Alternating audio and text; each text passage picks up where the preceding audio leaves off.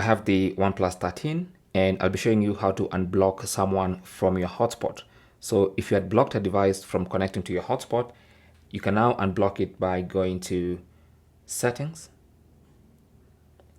Connection and Sharing, Personal Hotspot, Connection Management, and at the top here you should see Blacklist. If you tap on that, you can actually see the devices that are in your blacklist. Okay, so these are devices that cannot connect to your hotspot.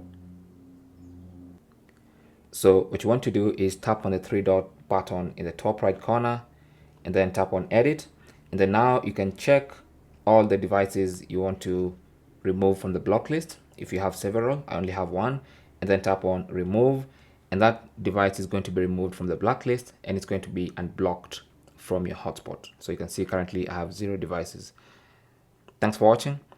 Any comments or questions, feel free to leave them down in the comment section. If you found this useful, don't forget to leave a like. It really does help us out.